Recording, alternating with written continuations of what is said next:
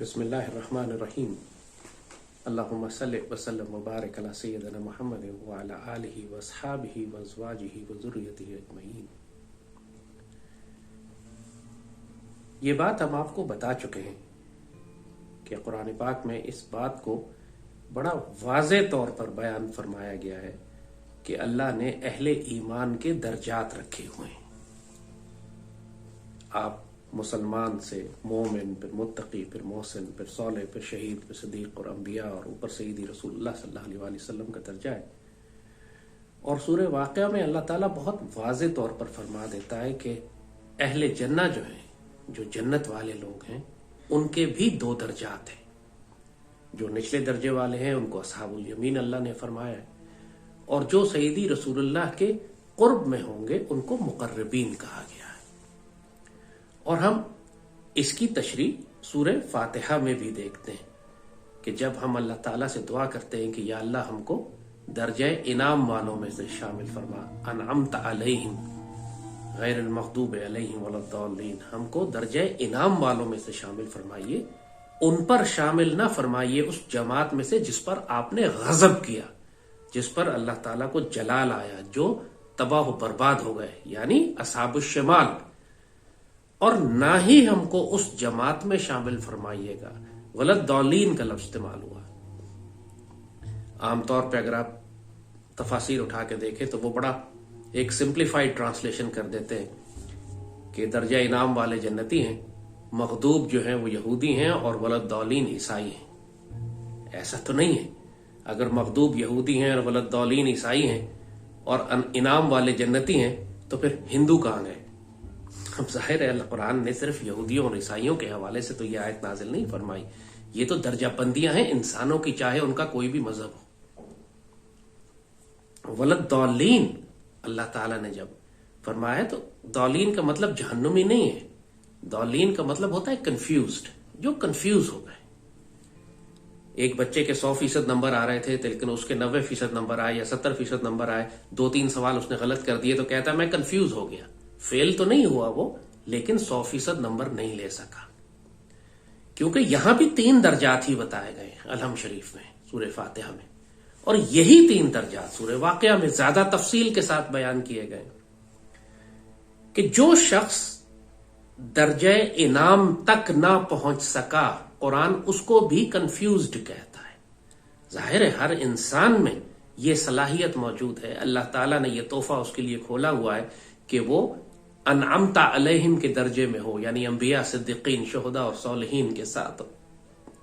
لیکن اگر وہ انبیاء، صدیقین، شہداء اور صالحین کے ساتھ نہ ہو سکا تو اس کا مطلب ہے کہ وہ مقربین میں شامل نہ ہو سکا، وہ اصحاب الیمین تک ہی رک گیا۔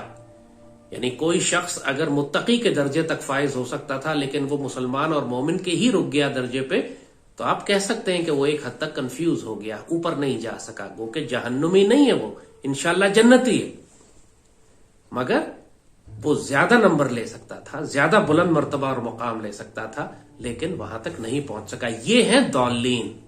ضالین جہنمی نہیں ہے، ضالین کا مطلب عیسائی نہیں ہے۔ جہنم میں جو جائے گا، چاہے وہ عیسائی ہو، ہندو ہو، یہودی ہو، سکھ ہو، بدھ ہو، یا منافق مسلمان ہو، وہ سب مغضوب علیہم کے درجے میں آتے ہیں۔ اور ضالین میں وہ سب آتے ہیں کہ جو اونچا مقام حاصل کر سکتے تھے اہل ایمان میں سے، لیکن کنفیوز ہو گئے، حقیقت کو نہ جان سکے، معرفت کا سفر نہ کر سکے، مرشد کامل کو نہ حاصل کر سکے، سیدی رسول اللہ سے ظاہری باطنی نسبت نہ قائم کر سکے، لہذا درجہ انعام میں ہونے کے بجائے اصحاب الیمین میں رک کر وہیں ٹھہر گئے۔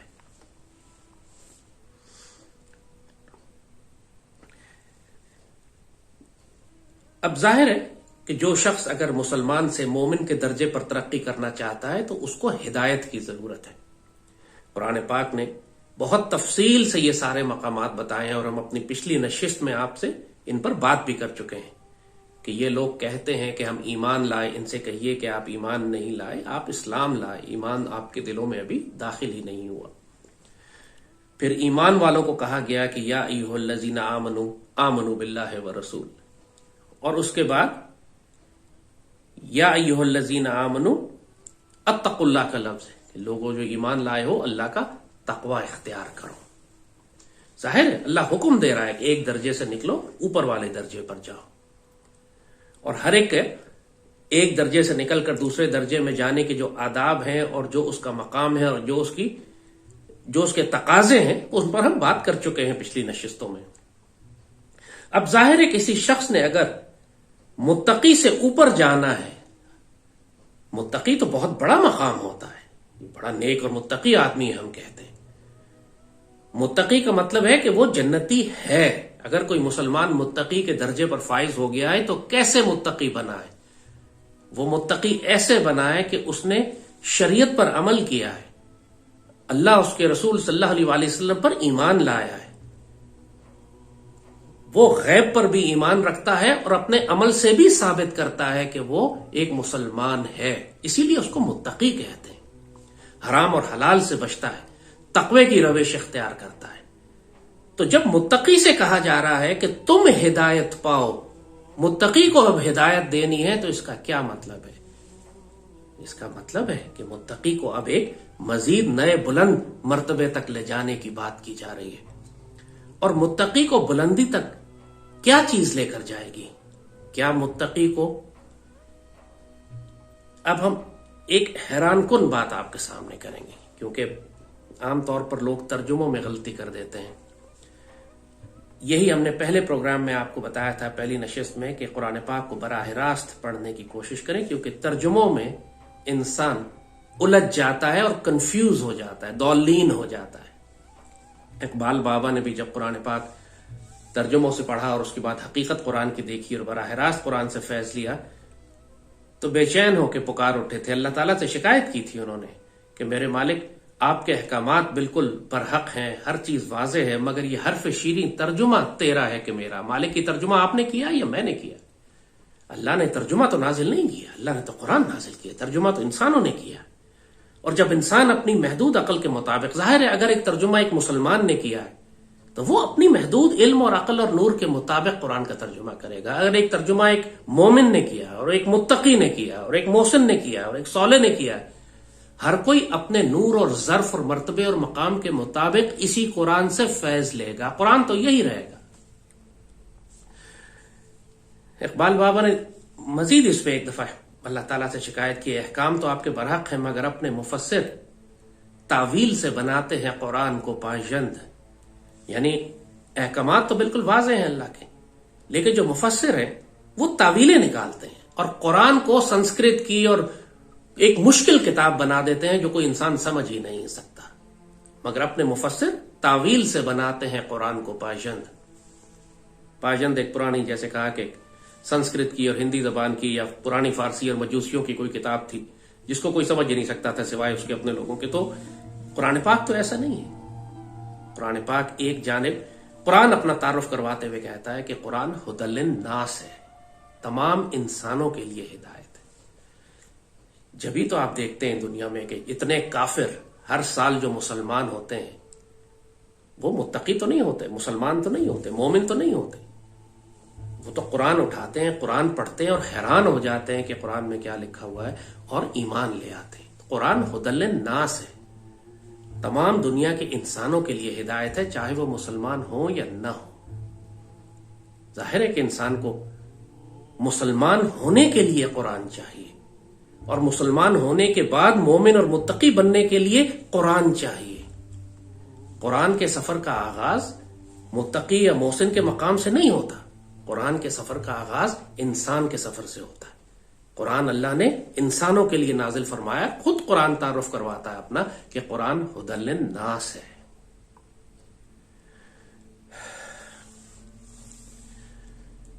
تو جو علوم اللہ تعالیٰ نے انبیاء، صدیقین، شہداء اور صالحین کے لیے کھولے ہوئے ہیں، واضح بات ہے کہ وہ علوم نیچے والوں کے پاس نہیں ہیں.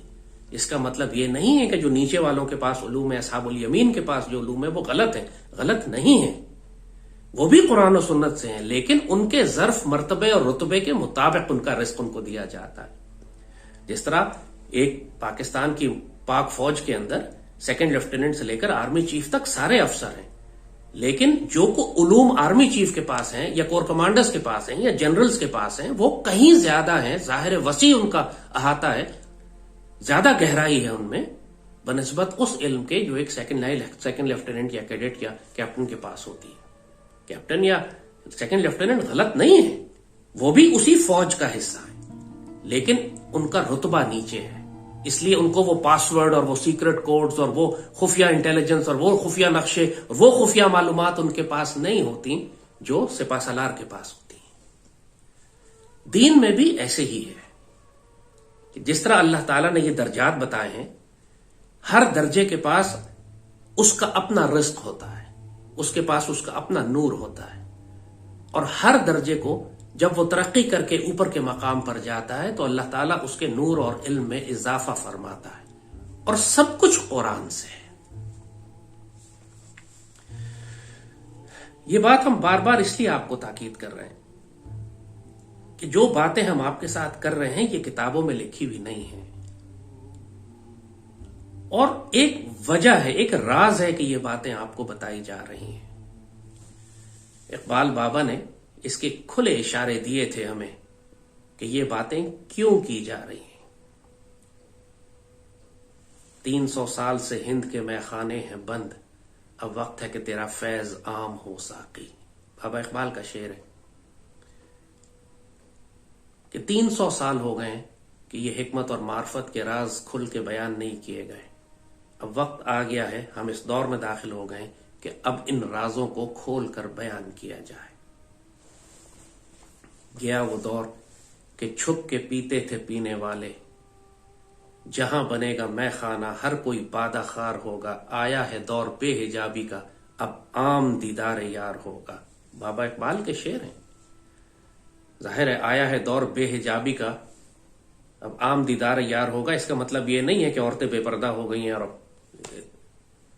یہ روحانی بات کی جا رہی ہے۔ آیا ہے دور بے حجابی کا، اللہ تعالیٰ اپنے راز کھولنے لگا ہے، اللہ اپنا تعارف کروانے لگا ہے، اللہ تعالیٰ انسان کو حقیقت اور معرفت کے ان رازوں میں شریک کر رہا ہے جو کئی 100 سال سے کم از کم ہند کے میخانے جہاں بند تھے، ہند میں جہاں پہ اس علم کی تشہیر نہیں کی گئی، علم میں جہاں علم تقسیم نہیں کیا گیا۔ حضرت مجدد الفسانی کے بعد یہ دروازہ تقریباً بند ہو گیا تھا۔ شاہ ولی اللہ نے تھوڑا سا اس راز کو کھولا، حضرت مجدد الفسانی نے ان رازوں کو بیان کیا تھا، لیکن وہ بھی وہی بات 300 سال ہو چکے تھے اس بات کو، اور ان کے بعد بابا اقبال نے بیان کیے ہیں۔ اور بابا اقبال نے کیوں بیان کیے؟ وہ ظاہری پالیٹکس کی اور سیاست کی اور ملک پاکستان بنانے کی باتیں کر لیتے، حقیقت اور معرفت کے اتنے بڑے راز کھولنے کی ضرورت کیا تھی؟ کیوں بابا اقبال نے فرمایا کہ آیا ہے دور بے حجابی کا اب عام دیدار یار ہوگا، گیا وہ دور کے چھپ کے پیتے تھے پینے والے، جہاں بنے گا میں خانہ ہر کوئی بادہ خار ہوگا؟ کیوں ان رازوں کو اب عام کرنے کی اجازت دے دی گئی ہے؟ اس کی وجہ یہ ہے کہ ہم آخری زمانے میں داخل ہو چکے ہیں، اور آخری زمانے میں جب دجال کی طاقتیں کھل کر سامنے آئیں گی تو دجال کے ساتھ بھی پوری طرح روحانی طاقتیں ہوں گی شیاطین کی جانب سے۔ قرآن پاک فرماتا ہے بہت واضح کہ هل انبئکم علی من تنزل الشیاطین، کیا میں تم کو ان لوگوں کا بتاؤں کہ جن پر شیاطین نازل ہوتے ہیں؟ اور پھر مومنین کی صفات اللہ نے یہ بتائی ہیں، الذین قالوا ربنا اللہ ثم استقاموا تتنزل علیہم الملائکہ، اور مومنین پر ملائکہ نازل ہوتے ہیں۔ دونوں جانب سے، مسلمانوں اور کافروں کی جانب سے مدد کرنے کے لیے روحانی طاقتیں آتی ہیں۔ وہاں شیاطین آتے ہیں، یہاں مسلمان جنات اور ملائکہ آتے ہیں۔ اور آج جس پوری دنیا میں جہاں آپ کو ظاہری طور پر سائنس اور ٹیکنالوجی اتنی نظر آ رہی ہے، اصل میں اس کے پیچھے بہت بڑی طاقت شیاطین جنات کی بھی ہے۔ ایک زمانہ تھا کہ انسانوں اور جنات میں آپس کا تعلق انتہائی نزدیک تھا، مل کے رہتے تھے سارے۔ سلیمان علیہ السلام کے دربار میں یہ چیز آپ کو نظر آتی ہے۔ سلیمان علیہ السلام نے جب حکم فرمایا کہ ان کا دربار لگا ہوا ہے، پوری مخلوق وہاں بیٹھی ہوئی ہے، آپ نے حکم فرمایا کہ ملکہ کا تخت کون لے کر آئے گا، تو قرآن کہتا ہے افریت من الجن، جنوں میں سے ایک افریت اٹھا، ایک جن اٹھا، اس نے کہا میں لے آتا ہوں، لیکن جب تک آپ بیٹھے ہوئے میں ہی لے کر آ جاؤں گا تھوڑی دیر میں۔ سیدنا سلیمان نے فرمایا نہیں، یہ بہت آہستہ ہے، جلدی کون جلدی لا سکتا ہے؟ پھر اب دوسری جانب سے وہ اٹھے جن کے پاس الکتاب میں سے علم تھا. انہوں نے فرمایا کہ میں آپ کی آنکھ جھپکنے سے پہلے وہ لے کر آ جاؤں گا. تو آپ یہ دیکھیے کہ دونوں جانب غیر معمولی طاقتیں تھیں. جن کے پاس بھی غیر معمولی طاقت تھی اور حضرت سلیمان علیہ السلام کے ان درباری صحابی کے پاس بھی اتنی بڑی طاقت تھی. آج کے دور میں بھی اب یہی ہونے لگا ہے. اس وقت وہ دروازے کھلے ہوئے تھے کہ جنات اور انسان آپس میں ایک دوسرے سے رابطہ کرتے تھے, ملتے تھے, ساتھ کام کرتے تھے. سلیمان علیہ السلام کی خدمت کرتے تھے جنات. قرآن نے ساری داستان لکھی ہے, سارے واقعات بیان کیے. اسی لیے قرآن کہتا ہے اپنا تعارف کرواتے ہوئے کہ وما کان ھذا القرآن ان یفترى من دون اللہ ولکن تصدیق الذی بین یدیہ وتفصیل الکتاب. قرآن اللہ کی جانب سے آیا ہے, اللہ کے علاوہ کسی اور جانب سے نہیں آیا. اور قرآن کے دو حصے ہیں. ایک یہ کہ پہلے ہونے والے واقعات کو بیان کرتا ہے, آپ کو بتاتا ہے کہ سیدی رسول اللہ سے پہلے آدم علیہ السلام اور اس سے آدم علیہ السلام سے پہلے اس پوری کائنات میں کیا ہوتا رہا ہے. قرآن پوری تفصیل بتاتا ہے اس کی. اور پھر قرآن الکتاب کی تفصیل ہے. قرآن نے اپنے لا ریب فیہ اس کے آگے کی آیت ہے, قرآن خود اپنا تعارف جو کرواتا ہے. تو قرآن میں ہمیں وہ تمام واقعات ملتے ہیں جو ماضی میں ہو چکے ہیں. اور ماضی میں سلیمان علیہ السلام کے دربار میں آپ نے دیکھا کہ جنات اور انسان اکٹھے بیٹھا کرتے تھے. حضرت نوح علیہ السلام کے طوفان کے بعد دنیا کا ایک نیا نظام بنایا گیا تھا. یعنی آپ آج کی اصطلاح میں بات کریں تو نوح علیہ السلام کا طوفان ایک گلوبل ریسیٹ تھا. اس سے پہلے انسانوں کی زندگیاں بھی طویل ہوا کرتی تھیں. آپ نے خود قرآن میں لکھا ہوا ہے کہ نوح علیہ السلام نے 950 سال تک تبلیغ کی. 950 سال تک تبلیغ کی. اس سے پہلے آپ کی عمر کتنی ہوگی قرآن اس کا ذکر نہیں کرتا. پہلے انسانوں کے قد بھی لمبے تھے, ان کی عمریں بھی زیادہ تھیں. حضرت نوح علیہ السلام کے طوفان کے بعد جب ایک نیا گلوبل ریسیٹ ہوا, وہ تمام دنیا میں آج جو لوگ ہیں حقیقتاً یہ آدم علیہ السلام کی اولاد نہیں ہے, یہ اس گروہ اور اس جماعت کی اولاد ہیں جو نوح علیہ السلام کے ساتھ کشتی میں تھی. وہ ایک اللہ تعالیٰ نے ایک حد فاصل ایک لائن کھینچی تھی وہاں پر کہ اس کے بعد ایک نیا زمانہ شروع ہوگا, ایک نیا دور شروع ہوگا. اور اس کے بعد پھر جو انسان آگے تخلیق ہوئے, آگے پیدا ہوئے, وہ آج کی انسانیت ہے جس کی عمریں کم ہیں. آپ دیکھتے ہیں ہمارے قد بھی چھوٹے ہیں, ہماری عمریں بھی کم ہیں. اور یہ وہ انسان جو دنیا میں آج پھیلے ہوئے ہیں وہ نوح علیہ السلام کے طوفان کی بعد کی نسل ہے. ایک اللہ نے نیا نظام بنا دیا, ایک نئی دنیا آباد کی جس میں جنات کو الگ کر دیا گیا انسانوں کے ساتھ. ان کی دنیا الگ بسا دی گئی, انسانوں کی دنیا الگ بسا دی گئی. انٹریکشن ہوتا ہے ابھی بھی, لیکن وہ ایک بہت ہائی پلین پہ جا کے. جیسے اس کا بھی قرآن نے اس کی مثال دی ہے کہ سیدی رسول اللہ نے فرمایا, سورہ جن پوری قرآن میں موجود ہے, سورہ رحمان پورا کا پورا, یا معاشر وہ جن کی بات ہے, فَبِأَيِّ آلَاءِ رَبِّكُمَا تُكَذِّبَانِ, تم اپنے رب کی کن کن نعمتوں کو جھٹلاؤ گے. اے جن و انس, جنات اور انسان دونوں کو مخاطب اللہ نے کیا. سو وہ پورا ایک نظام تو ہے ان کا, جنات کا بھی. اور سیدی رسول اللہ کی سنت مبارک سے ثابت ہے, قرآن کی آیتیں ہیں کہ جنات آئے سیدی کے پاس, قرآن سنا, مسلمان ہوئے, سیدی کے ہاتھ پہ بیعت کی اور چلے گئے اور اسلام پھیلانے لگے. اور آج دنیا میں مسلمان جن بھی ہیں اور کافر جن بھی ہیں. یہ ساری باتیں قرآن سے ثابت ہیں, سیدی رسول اللہ کی سنت سے ثابت ہیں. تو یہ جو ہمارے آج کے دور کے دجالی نظام ہے, دجال ایک بہت بڑی شیطانی طاقت ہے. ابلیس کی پوری طاقت ہوگی اس کے پاس, اس کے ساتھ شیاطین جنات بھی ہوں گے. اور ممکن نہیں ہے مسلمان کے لیے ان کا مقابلہ کر سکے جب تک آپ کی جانب پہ اللہ تعالیٰ نے ملائکہ اور مسلمان جنات کی طاقتیں نہ رکھی ہوں, وہ علوم نہ رکھے ہوں کہ جو پہلے انبیاء کے پاس اور سیدی رسول اللہ کے صدقے ان کی امت کو تقسیم ہوئے ہیں. اس کی مثالیں بھی ہم نے آپ کو پہلے دی تھی کہ تمام صحابہ کرام کے پاس وہ الکتاب کے علم تھے جو سلیمان علیہ السلام کے درباری کے پاس تھے. تمام بڑے بڑے اکابر صحابہ کے پاس تھے, سیدنا ابوبکر کے پاس, سیدنا عمر, سیدنا عثمان, سیدنا علی, حضرت سعد بن ابی وقاص, عمر بن عاص, ان ساروں کے واقعات, خالد بن ولید, ان کے واقعات تو ڈاکومنٹڈ ہیں نا. باقی کتنے صحابہ کے پاس تھے, لیکن وہی بات کہ تماشا نہیں لگایا جاتا تھا, کوئی بہت ضرورت ہو, کوئی ایمرجنسی ہو تو ان طاقتوں کو استعمال کیا جاتا تھا. اور یہ سارے علوم الکتاب کے علوم ہیں. یہ سارے علوم وہ ہیں جس طرح الکتاب کے اندر بھی بہت سارے علوم چھپے ہوئے ہیں. جو الکتاب آپ کو سب بتایا تھا کہ ایک بہت بڑے وجود کا نام ہے, سیدی رسول اللہ کی حقیقت کا نام الکتاب ہے. بابا اقبال کا شعر ہم یہیں پہ استعمال کریں گے، کیونکہ معرفت اور حقیقت کی سب سے خوبصورت تشریح اگر اردو زبان میں کی ہے کسی نے تو بابا اقبال نے، جو آپ نے فرمایا کہ لوح بھی تو، قلم بھی تو، وجود تیرا الکتاب، گنبد آبگینہ رنگ تیرے محیط میں حباب. لوح محفوظ بھی آپ ہیں، قلم اعلیٰ بھی آپ ہیں، آپ ہی کا وجود الکتاب ہے، پوری کائنات آپ کے وجود میں ایک بلبلہ ہے. اللہ اکبر وللہ الحمد. اس کے کانسیپٹ کا اندازہ ہے وہ بات کیا ہو رہی ہے یہاں پہ، کہ یہ پوری کائنات سیدی رسول اللہ کی حقیقت کے اندر ایک بلبلہ ہے. یعنی وہ حقیقت کتنی بڑی ہوگی جو سیدی نے جب فرمایا کہ اللہ نے سب سے پہلے میرے نور کو ظاہر کیا اور اس کے بعد پوری کائنات میرے نور سے بنائی. سب کچھ نور مصطفیٰ ہی تو ہے.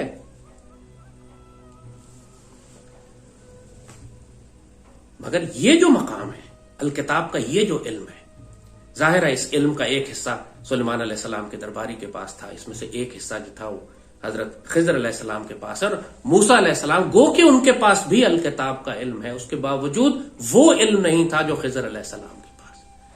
اسی لیے خضر علیہ السلام بار بار ان سے کہتے ہیں کہ کیف تصبر علی ما لم تحط بہ خبرا، آپ ان باتوں پر کیسے صبر کریں گے جو علم آپ کے پاس ہے ہی نہیں. اور اللہ تعارف کرواتا ہے، کیونکہ موسیٰ علیہ السلام پر تو اللہ نے وحی نازل فرمائی جبریل امین کے ذریعے، ان کو کتاب عطا فرمائی، شریعت دی. لیکن خضر علیہ السلام کو اللہ نے کیا دیا؟ قرآن خود اللہ تعالیٰ تعارف کراتا ہے، عبدا من عبادنا آتیناہ من لدنا علما، میرے بندوں میں سے ایک بندے جن کو میں نے اپنی جانب سے علم عطا کیا. من لدنا علما. اسی لیے شریعت و طریقت اور معرفت میں ایک اصطلاح استعمال ہوتی ہے، اس کو علم لدنی کہتے ہیں. علم لدنی یعنی وہ علم جو اللہ کی جانب سے براہ راست نازل کیا جائے، بغیر کسی وسیلے کے اور کسی کتاب میں نہیں لکھا ہوتا. اور یہ علم دین کا حصہ ہے، قرآن میں اس کا ذکر ہے. سیدنا خضر علیہ السلام اور باقی تمام انبیاء جن کے واقعات قرآن بیان کرتا ہے، سب کے پاس علم لدنی تھا. یہ علم کسی مدرسے سے، کسی استاد سے، کسی کتاب سے نہیں سیکھا جاتا. یہ علم براہ راست سیدی رسول اللہ الکتاب کی جانب سے آتا ہے. اسی لیے آپ دیکھتے ہیں کہ موسیٰ علیہ السلام کو اللہ نے کہا کہ ہم نے ان کو توریت بھی دی اور الکتاب بھی دی. سیدنا عیسیٰ علیہ السلام کو اللہ نے فرمایا کہ ہم نے ان کو توریت اور انجیل بھی دی اور الکتاب بھی دی. اور ایک چوتھی چیز قرآن میں سیدنا عیسیٰ کے حوالے سے اللہ فرماتا ہے بَأَيَّدْنَاهُ بِرُوحِ الْقُدُسِ، ہم نے سیدنا عیسیٰ علیہ السلام کی مدد کی سیدی رسول اللہ صلی اللہ علیہ وآلہ وسلم سیدنا روح القدس کے ذریعے. اللہم صلی وسلم وبارک علی سیدنا محمد وعلی آلہ وصحبہ وسلم. یہ بات بہت لوگوں کو عجیب سی لگے گی. روح القدس سیدی رسول اللہ کا اسم مبارک ہے. مسجد نبوی کی دیواروں پہ جو سیدی کے اسم مبارک لکھے ہوئے اس میں روح القدس آپ کا نام لکھا ہے. ساری کتابیں اٹھا لیجئے جہاں پہ سیدی رسول اللہ کے اسماء مبارک ہیں، وہاں سیدنا روح القدس صلی اللہ علیہ وآلہ وسلم آپ کا اسم مبارک ہے. اور قرآن نے آپ کا آپ کا نام استعمال فرمایا کہ سیدنا عیسیٰ علیہ السلام کی اللہ نے مدد کی روح القدس سے. لوگ ترجمہ جبریل علیہ السلام کر دیتے ہیں. روح القدس کا ترجمہ جبریل علیہ السلام نہیں ہے، سیدی رسول اللہ ہے. سیدی رسول اللہ سے مراد حقیقت مصطفیٰ، وہ بڑا وجود جو الکتاب ہے. گنبد آبگینہ رنگ جن کے محیط میں حباب ہے، بلبلہ ہے. جو لوح بھی ہیں، جو قلم بھی ہیں، جو لوح محفوظ بھی جن کے وجود میں اور قلم اعلیٰ بھی جن کے وجود میں، اور جن کا وجود ہی الکتاب ہے. آپ کو تھوڑا سا اشارہ کرتے ہیں اس علم کا اور بھی جو قرآن میں لکھا ہے اور آپ کی آنکھوں کے سامنے. پھر آپ حیران ہو کے سوچیں گے کہ ہم نے آج تک اس پر غور کیوں نہیں کیا. مقصد صرف آپ کو یہ آگاہی دینا ہے کہ اللہ تعالیٰ نے ان علوم کو آج کے دور میں اگر کھولنے کی اجازت دی ہے تو اس کی وجہ بھی یہی ہے کہ اب ہم آخری دور کے تصادم میں داخل ہو رہے ہیں. سیدی رسول اللہ اور مومنین کی جانب سے جو فوجیں ہوں گی ان میں سب روحانی طاقتیں شامل ہوں گی. جیسے غزوہ بدر میں ملائکہ شامل تھے مسلمانوں کی فوج کے ساتھ. اب شیاطین پوری طرح کھول دیے گئے ہیں. دجال کا دور شروع ہو چکا ہے. اس کا ظہور کسی بھی وقت ہو سکتا ہے. اور دجال کے ساتھ جو طاقتیں ہوں گی بہت خوفناک طاقتیں ہوں گی. وہ آج کل آج جس کو آپ سائنس اینڈ ٹیکنالوجی کہتے ہیں اس میں ان شیاطین کا بہت دخل ہے. وہ سرن کے اندر وہ جو اینٹی میٹر بنانے کی کوشش کر رہے ہیں اور وہاں پہ پورٹلز کھولنے کی کوشش کر رہے ہیں. اور یہ آرٹیفیشل انٹیلیجنس اور جو اس قسم کی کوانٹم کمپیوٹنگ اور اس کے اندر یہ جو سائنس ساری ڈیولپ ہو رہی ہے اتنی خوفناک حد تک، اس کے پیچھے شیاطین کا علم شامل ہے. اس کے پیچھے وہ جنات کا علم شامل ہے. حضرت سلیمان علیہ السلام کے دربار میں لکھا، یہ قرآن لکھا ہوئی واقعہ کہ سلیمان علیہ السلام کی خدمت کرنے کے لیے جو جنات تھے وہ غوطے لگایا کرتے تھے. لوگ سمجھتے ہیں سمندر میں غوطے لگاتے تھے، صرف قرآن نے لفظ لکھا کہ ڈائیو کرتے تھے، غوطے لگاتے تھے. کہاں غوطے لگاتے تھے؟ یہ سارے علوم کے اندر، نالج کے اندر، سائنسز کے اندر، غیر معمولی علوم کے اندر وہ جاتے تھے اور ایسے ایسے علوم نکال کر لاتے تھے کہ جو ان سے ظاہری کام بھی کروائے جاتے تھے، ان سے علوم کے کام بھی تھے. یہ سارے علوم شیاطین کے پاس بھی ہیں، اور کفار ان شیاطین کو اپنے اوپر نازل کروا کے، جو قرآن کہتا ہے لَنُنَبِّئُکُمْ عَلَىٰ مَن تَنَزَّلُ الشَّیَاطِینُ، میں تم کو ان کا بتاؤں جن پہ شیطان نازل ہوتے ہیں. یہ سارے علوم جو وہ استعمال کر رہے ہیں اللہ کے رسول صلی اللہ علیہ وسلم کے خلاف، وہ شیاطین کے دیے ہوئے ہیں.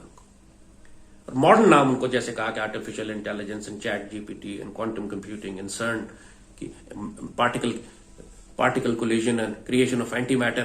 یہ ساری، آپ صرف ان لوگوں کی ساری حرکات کو دیکھیں جو کتنی شیطانی ہے. جس طرح کے سیٹنک ریچولز ہوگا، شیطانی ریچول وہ لوگ کرتے ہیں شیطان کو اپنے اوپر نازل کرنے کے لیے، جس قسم کا شرک کرتے ہیں، جیسے انسانوں کی قربانی کرتے ہیں، جیسے وہ گناہ کرتے ہیں، جیسے وہ جادو کرتے ہیں. اور جادو بھی قرآن میں لکھا ہوا ہے کہ جادو ایک علم ہے کہ جو نقصان پہنچے. یہ سارے شیاطین کے علوم ہیں جو اب وہ کھول رہے ہیں مسلمانوں کے خلاف اور انسانیت کے خلاف. تو ان کا مقابلہ کرنے کے لیے مسلمانوں کی جانب سے بھی تو ان علوم کو کھولنا ہوگا نا. اور اسی لیے ان علوم کو اقبال بابا نے کہا کہ گیا وہ دور کے چھپ کے پیتے تھے پینے والے، جہاں بنے گا میں خانہ ہر کوئی بادہ خار ہوگا. ہر کوئی اس علم سے استفاضہ کرے گا، ہر ایک کو یہ راز پتا چل جائے گا کہ سیدی رسول اللہ تک اگر تم پہنچ گئے تو تم پر حفاظت اور علوم اور الکتاب کے دروازے کھل جائیں گے. ہر کوئی سیدی رسول اللہ کا سپاہی بن سکے گا. گیا وہ دور کے چھپ کے پیتے تھے پینے والے، وہ گیا، وہ ٹائم ختم ہو گیا. اب تو نکل کر خانقاہوں سے ادا کر رسم شبیری کا وقت ہے. بابا اقبال نے فرمایا کہ اب خانقاہوں کا وقت ختم ہو چکا ہے. اب جو وقت ہے کہ خانقاہوں سے نکل کر تلواریں نکالنے کا وقت ہے، رسم شبیری ادا کرنی. سن حضرت امام حسین کی طرح کربلا کے میدان میں کفر سے ٹکرانا ہے جا کے. یہ ساری باتیں بابا اقبال کر چکے ہیں آپ کے ساتھ. ہم اس کو صرف کانٹیکسٹ میں لے کر آ رہے ہیں، ریلیونٹ کر رہے ہیں آج کے دور میں آپ کے لیے، قرآن پاک کے ساتھ اس کو ریلیٹ کر کے. قرآن پاک شروع ہوتا ہے بسم اللہ الرحمن الرحیم سے، اس کے بعد سورہ فاتحہ ہے، اور اس کے بعد الف لام میم ذالک الکتاب لا ریب فیہ ھدی للمتقین الذین، پھر متقین کے آگے ڈیفینیشن دی ہوئی ہے، تشریح بتائیے کہ متقی کون ہوتے ہیں. آئیں اس پر تھوڑی سی بات آپ کے ساتھ آج کرتے ہیں. بسم اللہ الرحمن الرحیم، آپ ساری تفاسیر اٹھا کے دیکھ لیجئے. اس کا ترجمہ کیا جاتا ہے شروع کرتا ہوں اللہ کے نام سے جو بہت مہربان اور رحم کرنے والا ہے. اللہم صلی وسلم وبارک علی سیدنا محمد وعلی آلہ وصحبہ وسلم. پورا قرآن پاک آپ اٹھا لیجئے، کوئی قرآن کا لفظ ایسا نہیں ہے کہ جس کا اپنا مطلب عربی زبان میں موجود نہ ہو. مثال آپ کو دیتے ہیں، ذالک الکتاب لا ریب فیہ، یہ ایک چھوٹی سی آیت ہے. ذالکہ کا اپنا مطلب ہے وہ، ال کا اپنا مطلب ہے دی، کتاب کا اپنا مطلب ہے، لا کا اپنا مطلب ہے، ریب کا اپنا مطلب ہے، فی ہی کا اپنا مطلب ہے. یہ تمام عربی کے الفاظ ہیں، کوئی لفظ عربی زبان سے باہر نہیں ہے. پورے قرآن میں کوئی لفظ عربی زبان سے باہر نہیں ہے. یہ جو بسم اللہ الرحمن الرحیم کی آیت ہے، بے سین میم اللہ رحمان رحیم، اس میں 4 لفظ ہیں. اللہ کا مطلب آپ جانتے ہیں، رحمان کا مطلب آپ جانتے ہیں، رحیم کا مطلب آپ جانتے ہیں. بے سین میم کا کیا مطلب ہے؟ اس کا ترجمہ کیا جاتا ہے شروع کرتا ہوں. اللہم صلی وسلم وبارک علی سیدنا محمد وعلی آلہ وصحبہ وسلم. بے سین میم عربی زبان کا لفظ ہی نہیں ہے. بسم عربی زبان کا لفظ نہیں ہے. آپ تمام عربک ڈکشنریز اٹھا کے دیکھ لیجئے، لفظ بسما استعمال ہوتا ہے ایک جگہ. بسما کا مطلب ہے ہی اسمائلڈ، وہ مسکرایا تبسم سے، لیکن وہ ڈفرنٹ کانٹیکسٹ میں، وہ بسما ہے، بسم نہیں ہے، جس کا ترجمہ کیا جاتا ہے شروع کرتا ہوں. شروع کرتا ہوں اللہ کے نام کے ساتھ یہ اس کا ترجمہ ہو ہی نہیں سکتا. یہ بے سین میم عربی زبان کا لفظ ہی نہیں ہے. جب اللہ کے نام کے ساتھ لکھنا ہے تو اللہ کو معلوم ہے کیسے لکھنا ہے. خود قرآن پاک میں دوسری آیت میں اللہ تعالیٰ لکھتا ہے فَسَبِّحْ بِاسْمِ رَبِّكَ، تسبیح کرو اپنے رب کے نام کے ساتھ. رب کے نام کے ساتھ جب اللہ کہنا چاہتا ہے تو سپیلنگ ڈفرنٹ لکھتا ہے، بے سین میم نہیں لکھتا. یہاں باسم لکھا جاتا ہے، بے الف سین میم، بے اسم. جب بے اسم لکھنا ہو عربی یہ عربی کے دو لفظ بن گئے، بے اور اسم، ساتھ نام کے. اللہ کو معلوم ہے کہ نام کے ساتھ کیسے لکھنا ہے. قرآن میں لکھا ہوا ہے، مالک نے قرآن میں اللہ تعالیٰ نے خود لکھا ہے تاکہ کسی کا شک دور ہو جائے کہ یہ اللہ تعالیٰ نے نیا لفظ ایجاد کیا ہے بے سین میم، جس کا مطلب ہے اللہ کے نام کے ساتھ. دوسرے مقام پہ اللہ نے فرمایا ہے بے اسم ربک، یہ بے اسم ربک، تو وہاں اس نے باسم لکھا ہے، بے الف سین میم. تو یہ جو بے سین میم ہے اس کا ترجمہ وہ نہیں ہے جو عام طور پہ تمام تفسیروں میں آپ کو نظر آتا ہے.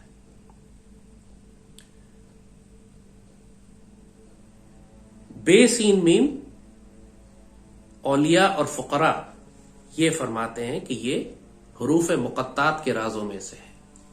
جس طرح الف لام میم ہے اسی طرح یہ بے سین میم ہے. عربی زبان کا لفظ نہیں ہے، جس طرح الف لام میم عربی زبان کا لفظ نہیں ہے، یعنی کوئی لفظ نہیں بنتا، یہ الفابیٹس ہیں، کیریکٹرز ہیں. الف لام میم اور الف لام میم صاد، یہ سب کیریکٹرز ہیں، کوئی لفظ نہیں ہے عربی زبان کا. یہاں پہ یہ دیکھیے آپ کہ یہ علم جو آپ سے اب شیئر کیا گیا ہے، جو آپ کے سامنے یہ رزق اللہ نے رکھا ہے، وہ آپ کو اب کتابوں میں تفسیروں میں نہیں ملے گا. بے سین میم کا اگر قریب ترین ترجمہ کیا جا سکتا ہے، گو کہ یہ ایک ایسا راز ہے کہ جو صرف جو اس مقام پر پہنچتا ہے اس کو اللہ اس کے رسول صلی اللہ علیہ وسلم کی جانب سے خود عطا ہوتا ہے. اس کا جو قریب ترین ترجمہ کیا جا سکتا ہے وہ یہ نہیں ہے کہ شروع کرتا ہوں اللہ کے نام کے ساتھ جو بہت رحم کرنے والا اور مہربان ہے. ترجمہ اس کا یہ ہوگا کہ شروع کرتا ہوں اللہ کے ساتھ جو نہایت مہربان اور رحم کرنے والا ہے. اللہ کے نام کے ساتھ نہیں، اللہ کے ساتھ. دونوں کا فرق نظر آیا آپ کو؟ وہ اللہ خود فرماتا ہے وہ اماکم اینما کنتم، وہ اللہ تو آپ کے ساتھ ہے آپ جہاں مرضی ہو. وہ تو شرک سے زیادہ نزدیک. اللہ کے نام کے ساتھ شروع کرنے میں اور اللہ کے ساتھ شروع کرنے میں یہ وہ درجہ بندی کا فرق ہے. جو مسلمان ہیں، جو مومن ہیں، جو متقی ہے، محسن ہے، وہ اللہ کے نام سے شروع کرتے ہیں. اور جو انبیاء اور صدیقین اور شہداء اور صالحین کے مقام پر ہیں وہ اللہ کے ساتھ شروع کرتے ہیں. اللہم صلی وسلم مبارک علی سیدنا محمد وعلی آلہ وصحبہ وسلم. آپ سورہ فاتحہ میں آئیے. الحمد شریف جب اللہ تعالیٰ سے آپ دعا کے مقام پر آتے ہیں، اللہ کی تعریفیں اور حمد و ثنا بیان کرنے کے بعد، تو آپ کہتے ہیں کہ اللہم اہدنا الصراط المستقیم صراط الذین انعمت علیہم. لیکن اس سے پہلے اہدنا الصراط المستقیم کی دعا کرتے ہیں. آپ اللہ سے کہتے ہیں ہم کو صراط مستقیم عطا فرمائیں. اب یہاں پر بھی غور کیجئے گا، درجے کا فرق ہے. جو عام ترجمہ صراط مستقیم کا کیا جاتا ہے، یا اللہ ہم کو سیدھے راستے پر چلا. اور اگر ہم آپ کو یہ بتائیں کہ صراط مستقیم سیدی رسول اللہ صلی اللہ علیہ وآلہ وسلم کا ایک اسم مبارک ہے، تو اب کیا مفہوم بن جائے گا؟ اور یہ اسم مبارک بھی روضہ پاک کے سامنے جو دیوار پر سیدی رسول اللہ صلی اللہ علیہ وآلہ وسلم کے تمام اسماء مبارک لکھے ہوئے ہیں، ان میں ایک اسم مبارک سیدنا صراط مستقیم صلی اللہ علیہ وآلہ وسلم بھی ہے. وہی علم شریف ہے، لیکن ایک مسلمان جب پڑھتا ہے تو اس کا مفہوم اور لیتا ہے. جب ایک صدیقین اور شہداء اور صالحین کے مقام پر فائز، مقربین پر فائز کوئی شخص پڑھتا ہے تو مفہوم اس کا بالکل بدل جاتا ہے. کوئی راستہ طلب کرتا ہے، کوئی راستے والے صلی اللہ علیہ وآلہ وسلم کو طلب کرتا ہے. پہلا مفہوم غلط نہیں ہے، لیکن بنیادی ہے، بیسک ہے، مسلمانوں کا اور مومنین کا ہے. لیکن جو دوسرا مفہوم ہے وہ انبیاء، صدیقین، شہداء اور صالحین کا ہے. اللہم اہدنا الصراط المستقیم. اب یہ مفہوم ہوگا اس کا کہ میرے مالک مجھے سیدی رسول اللہ تک پہنچا دے.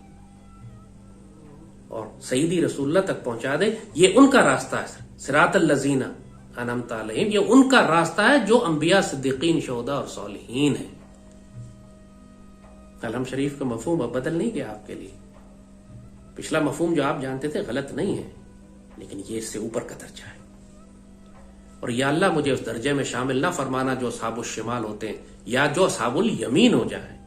حقیقت میں آپ یہ بھی اللہ سے دعا کر رہے ہوتے ہیں کہ مالک مجھے اصحاب الیمین کے درجے پر روک نہ دینا، مجھے درجہ انعام تک لے کر آنا. آپ درجہ انعام طلب کر رہے ہیں. اللہ نے حکم فرمایا آپ کو کہ درجہ انعام طلب کرو، کوشش کرو. تم نے صرف جنت پہ نہیں رکنا، تم نے جنت والے کو طلب کرنا ہے. اور جو جنت والے کو طلب کرتے ہیں ان کو جنت ملتی ہے. جن کے نزدیک صراط مستقیم راستے کا نام ہے وہ جنت تک جائیں گے، اور جن کے نزدیک صراط مستقیم صلی اللہ علیہ وآلہ وسلم ہے وہ سیدنا صراط مستقیم صلی اللہ علیہ وآلہ وسلم کو ایسے تھام لیں گے کہ یہ رشتہ کبھی ٹوٹنے والا نہیں. فقد استمسک بالعروۃ الوثقی لا انفصام لها. اور یہاں پر آپ کو بتا دے کہ عروۃ الوثقی بھی سیدی رسول اللہ کا ایک اسم مبارک ہے. اللہم صلی وسلم مبارک علی سیدنا محمد وعلی آلہ وصحبہ وسلم. کوئی آپ مجھ سے دلیل مانگتے ہیں، دوبارہ آپ مسجد نبوی چلے جائیے. پوری جو روضہ پاک کے سامنے دیوار ہے جہاں پہ امام کھڑے ہوتے ہیں، باب السلام سے آپ داخل ہوں، رائٹ سائڈ کے اوپر آخر تک روضہ پاک تک دیوار پہ تمام سیدی کے اسماء مبارک لکھے ہوئے ہیں. اور بالکل جالیوں کے سامنے جو اسماء مبارک ہیں اس میں سیدنا صراط مستقیم صلی اللہ علیہ وآلہ وسلم ہے، سیدنا عروۃ الوثقی صلی اللہ علیہ وآلہ وسلم ہے، سیدنا روح القدس صلی اللہ علیہ وآلہ وسلم ہے. اب قرآن کا مفہوم ہی بدل جائے گا آپ کے لیے اگر آپ کو یہ معلوم ہو کہ یہ سب نبی کریم صلی اللہ علیہ وآلہ وسلم کے اسماء مبارک ہیں. اللہم صلی وسلم مبارک علی سیدنا محمد وعلی آلہ وصحبہ وسلم.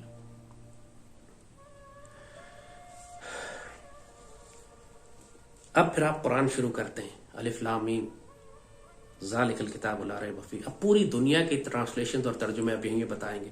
وہ اقبال بابا کی شکایت، میرے مالک کی حرف شیریں ترجمہ تیرا ہے کہ میرا مالک. ترجمے آپ نے کیے تھے کہ میں نے کیے؟ آپ نے تو قرآن بھیجا تھا، ترجمہ تو میں نے کیا. پوری دنیا کی ٹرانسلیشن اٹھا لیجئے، آپ وہ یہی کہیں گے کہ دس از دا بک ان وچ دیر از نو ڈاؤٹ. یہ وہ کتاب ہے جس میں کوئی شک نہیں، اور ہدایت ہے متقین کے لیے. اب آپ بات سمجھ گئے ہوں گے کہ ہم کیا بات کرنے جا رہے ہیں. عربی زبان میں ذالکہ کا ترجمہ یہ نہیں ہوتا. ذالکہ کا ترجمہ ہوتا ہے وہ. It's not this, it's that. ہاذا کا ترجمہ ہے دس، ذالکہ کا ترجمہ ہے دیٹ. مگر ساری ٹرانسلیشن یہی کی جاتی ہیں یہ وہ کتاب ہے جس میں کوئی شک نہیں. حالانکہ جو پہلا لفظ ہے وہ that is the book in which there is no doubt. This is the book in which there is no doubt نہیں ہے. اس کی ٹرانسلیشن ہو سکتی نہیں. ذالکہ اور ہاذا کا بہت واضح فرق ہے. یعنی یہ عجیب مقام ہے کہ جہاں ذالکہ کا ترجمہ ہاذا کیا جاتا ہے، دیٹ کا ترجمہ دس کیا جاتا ہے. اب آپ پڑھیں کہ الف لام میم that is the book in which there is no doubt. ذالک الکتاب لا ریب فیہ، وہ الکتاب ہے جس میں کوئی شک. الف لام میم وہ الکتاب ہے جس میں کوئی شک نہیں. ہدایت ہے متقین کے لیے. اب یہاں پہ سوال آپ مجھے بتائیے، اگر قرآن پاک سے مراد ہوتی یہاں پر تو قرآن پاک متقین کے لیے ہدایت ہے یا عوام الناس کے لیے ہدایت ہے؟ اگر کوئی شخص متقی پھر انسان کیسے بنے گا؟ اس کے لیے کون سی کتاب اس کو چاہیے؟ وہ کون سی کتاب پر عمل کر کے وہ متقی کے درجے تک پہنچے گا؟ متقی تو پہلے ہی جنتی ہوتے ہیں. یہ بات آپ کو تفصیل سے بتا دی ہے پہلے. متقی کو ہدایت کس سے ملے گی؟ اس کو کون سی ہدایت چاہیے؟ ظاہر ہے کہ یہاں مراد قرآن پاک ہو ہی نہیں سکتا. قرآن پاک ہدی للناس ہے. ایک کافر آدمی جب قرآن اٹھائے گا تو مسلمان ہوگا، تو مومن ہوگا، پھر متقی ہوگا، پھر محسن. درجات اس کے آہستہ چل. جب وہ متقی کے درجے تک پہنچتا ہے تو اب اس کو الکتاب سے علم ملتا ہے. سورہ یونس کی 37ویں آیت ہے شاید کی، جس میں اللہ تعالیٰ خود قرآن پاک کا تعارف کرواتا ہے. وما كان هذا القرآن يفترى من دون الله ولكن تصديق الذي بين يديه وتفصيل الكتاب لا ريب فيه. قرآن جب اپنی تفسیر خود کرتا ہے، قرآن اپنی آیتوں کی جب خود تفسیر کرتا ہے تو الفاظ بالکل ملتے جلتے استعمال کرتا ہے. وہاں پہ کہا جا رہا ہے ذالک الکتاب لا ریب فیہ، یہاں کہا جا رہا ہے ھذا تفصیل الکتاب لا ریب فیہ. وہ الکتاب ہے جس میں کوئی شک نہیں، یہ الکتاب کی تفصیل ہے جس میں کوئی شک نہیں۔ یہاں تو قرآن واضح اپنا نام لے کر کہہ رہا ہے کہ وما کانا حاضل قرآن، یہ قرآن جو ہے، یا حاضہ کا لفظ استعمال ہوا ہے، ذالکہ کا لفظ نہیں استعمال ہوا، کہ یہ قرآن جو ہے یہ پہلے آنے والے واقعات کو بیان کرتا ہے اور الکتاب کی تفصیل ہے اور اس میں کوئی شک نہیں۔ اور وہاں صرف یہ فرمایا گیا ہے کہ وہ الکتاب ہے جس میں کوئی شک نہیں، اور وہ متقین کے لیے ہدایت ہے، اور یہ قرآن ہدی للناس ہے۔ اللہم صلی وسلم وبارک علی سیدنا محمد وعلی آلہ وصحبہ وسلم۔ وہ سارا علم جو آپ نے آج تک کتابوں اور تفسیروں سے حاصل کیا ہے غلط نہیں ہے، ہم بار بار آپ کو یہی بتا رہے ہیں، لیکن وہ ایک اصحاب الیمین کے درجے کے لیے۔ جب آپ اوپر کے درجے کا سفر کرتے ہیں، جب مرشد کامل آپ کو انبیاء صدیقین شہداء اور صالحین کا سفر کراتے ہیں، جب آپ کو الکتاب میں سے علم دیا جانے لگتا ہے تو پھر نئے دروازے کھلتے ہیں، پھر نیا نور دیا جاتا ہے، نیا کرم اور نیا فضل ہوتا ہے آپ کے اوپر۔ نیچے والے معاملات غلط نہیں ہوتے، لیکن اب ایک نیا سفر ہے، اب قرآن کی ایک نئی جہت ہے جو آپ کے سامنے کھلتی ہے۔ قرآن تو یہی رہے گا، انبیاء بھی اسی قرآن کو پڑھتے ہیں، اور ایک عام مسلمان اور کافر بھی اسی قرآن کو پڑھے گا۔ ہر کوئی اپنے مقام کے مطابق اس میں سے خزانے نکالے گا، ایک دوسرے پر اعتراض نہیں کرتے کہ آپ کو کیوں زیادہ پتا ہے اور مجھے کیوں کم پتا ہے۔ ہر کوئی اپنے مقام پر ہے، اپنے مقام کے مطابق اس قرآن میں سے خزانے نکالے گا۔ سیدی رسول اللہ نے جب ایک صحابی کو ایک جگہ گورنر بنا کر بھیجا تو ان صحابی سے پوچھا کہ آپ فیصلے کیسے کریں گے؟ انہوں نے فرمایا سیدی میں قرآن پاک سے فیصلہ کروں گا۔ سیدی نے فرمایا اذا لم تجد، اگر تمہیں قرآن میں نہ ملے تو؟ فرمایا کہ سیدی میں آپ کی سنت مبارکہ سے فیصلہ کروں گا۔ سیدی نے فرمایا اذا لم تجد، اگر تمہیں سنت میں نہ ملے تو؟ فرمایا سیدی پھر اشتہی بالرائے، میں پھر اپنی رائے سے اجتہاد کروں گا۔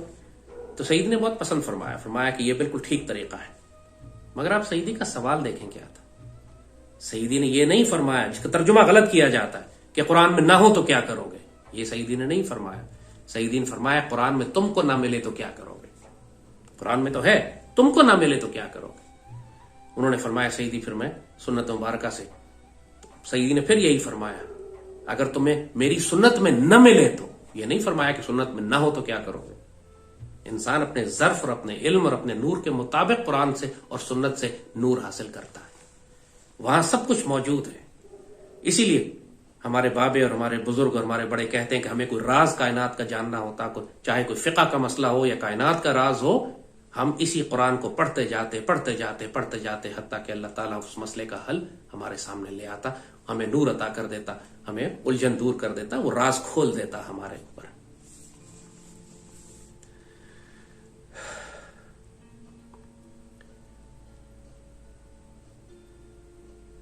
مرشد کامل کو تلاش کریں۔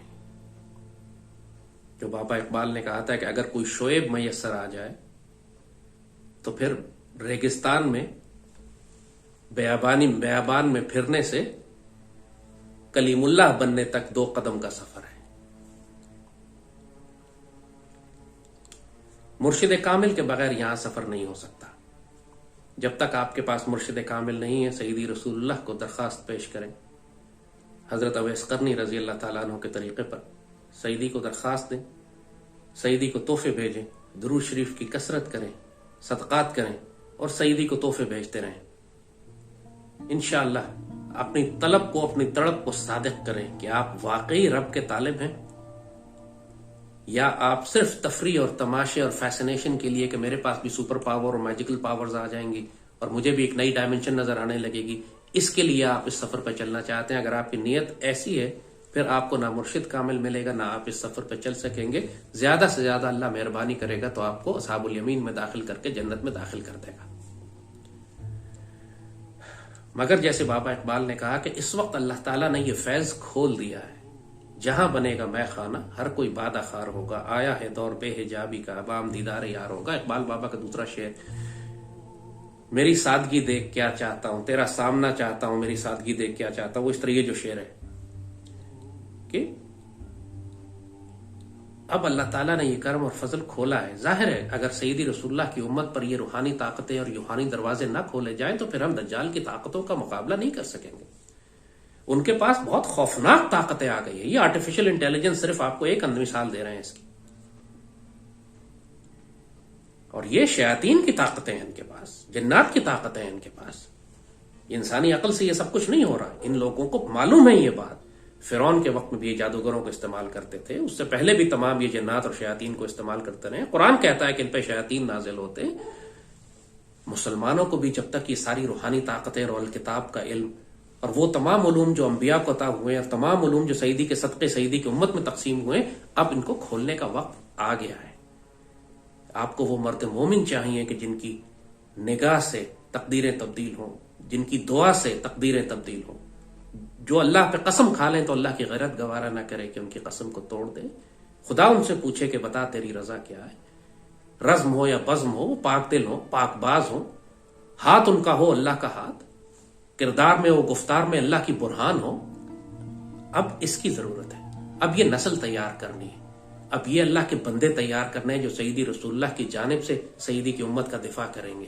اور یہ صرف تیروں تلواروں سے نہیں ہو سکے گا جب تک ایمان اور عشق اور ادب کے اس مقام پر آپ نہ ہو جس مقام پر سیدی رسول اللہ چاہتے ہیں آپ کو، جس مقام کے لیے آپ دعا کرتے ہیں اللہ سے، اہدنا الصراط المستقیم، یا اللہ مجھے انبیاء. اب اس کی تشریح کر دیتے ہیں بالکل واضح آپ کے سامنے. بسم اللہ سے شروع کریں. شروع کرتا ہوں اللہ کے ساتھ جو نہایت مہربان اور رحم کرنے والا ہے. یا اللہ مجھے سیدی رسول اللہ تک پہنچا دے، اہدنا الصراط المستقیم. یا اللہ مجھے سیدی رسول اللہ تک پہنچا دے، مجھے وہ رشتہ قائم کر دے. فقد استمسک بالعروۃ الوثقی لا انفصام لها، جو رشتہ کبھی ٹوٹے گا نہیں. مجھے انبیاء اور صدیقین اور شہداء میں شامل فرما. مجھے ان میں نہ شامل فرمانا جو صحاب الشمال ہیں، نہ مجھے ان میں شامل فرمانا جو صحاب الیمین ہیں. اور میرے مالک مجھے الکتاب میں سے وہ علم عطا فرما کہ جو متقین کو ہدایت دیتا ہے کہ متقی انبیاء صدیقین شہداء اور صالحین کے ساتھ جا کر بیٹھے. الکتاب کا علم متقین کے لیے ہدایت ہے. الکتاب کا علم عام مسلمانوں کے لیے نہیں ہے. عام مسلمانوں کے لیے قرآن پاک ہے، لیکن جب آپ قرآن پاک پر عمل کر کے متقی پہنچتے ہیں تو وہاں پر آپ کو الکتاب سے ہدایت ملنا شروع ہوتی ہے. یہ ہے وہ درجہ، یہ ہے وہ مقامات. یہ سارے روحانی مقامات قرآن میں لکھے ہیں، ایمان کا حصہ ہے. ہم سب ان پر ایمان لاتے ہیں. آپ کو صرف ہم نے واضح کر کے بتا دیا ہے کہ یہ درجہ بندیاں کیسے ہوتی ہیں اور رزق اور نور کہاں سے ملتا ہے. انشاءاللہ آنے والے وقتوں میں اس رزق پہ بات کریں گے جو اللہ نے تمام انبیاء کو تقسیم کیا اور اس کے بعد سیدی رسول اللہ کی امت پر تقسیم کیا، اور آج کس طرح یہ سیدی کی امت پر یہ فضل اور فیض جاری ہے. اللہم صلی وسلم وبارک علی سیدنا محمد وعلی آلہ وصحبہ وسلم.